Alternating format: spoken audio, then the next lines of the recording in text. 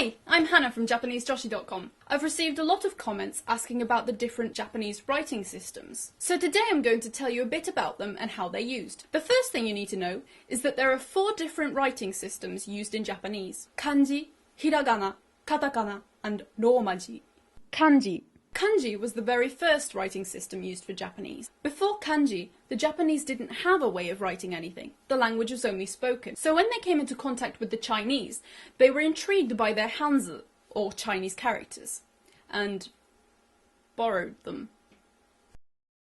Then integrated them into their own language. These days, kanji is mainly used for stems, the unchanging parts of verbs and adjectives. This may not make much sense to you now if you haven't learnt much about verbs or adjectives yet, but it will all become clear once you have. Kanji is also used for most nouns, like 中国人, Chinese person, and ninja, ninja.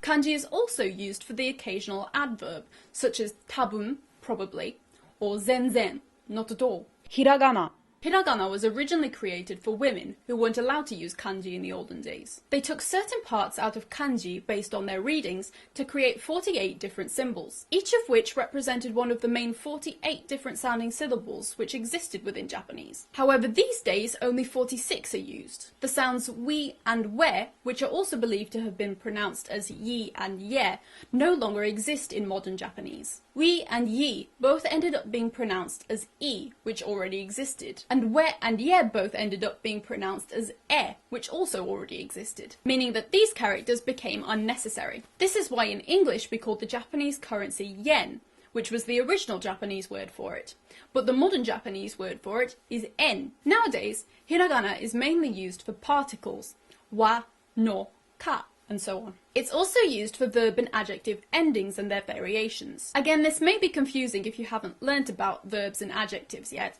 but it's important to know for when you do. Hiragana is also used for most adverbs, like chotto, a little, and itsumo, always. It can also be used for the occasional noun, if the kanji is too complex to bother to learn or write.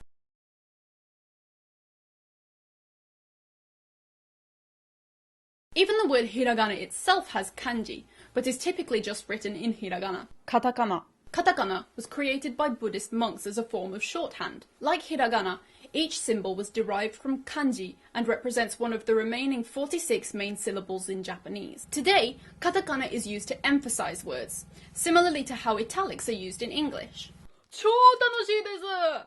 マジ古いんだけど. Onomatopoeic and mimetic words, words that sound like things, also tend to be written in katakana. Paku paku, the sound of eating, and zaza, the sound of heavy rain. Some animal and plant species are also written in katakana. For example, same, shark, and yuri, lily, both have kanji, but are more commonly written in katakana. However, the most common use for katakana is transcribing foreign words. Of course, this isn't just for people's names and the names of countries and places. There are a lot of foreign words which are common words used in Japanese, such as sarariman and idol.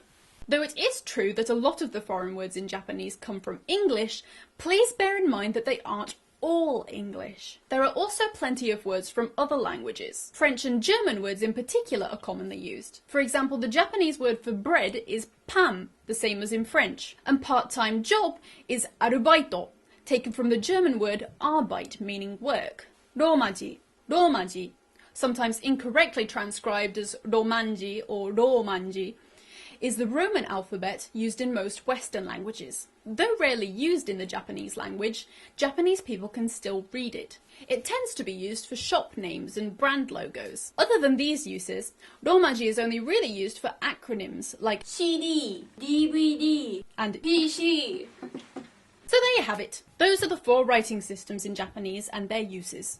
If you found this video useful, please comment, like and subscribe. And don't forget to check out my website, Japanesejoshi.com, for the written version of this tutorial and other services. And if you want to see more of me, I've got another channel here. Thanks for watching. Choo!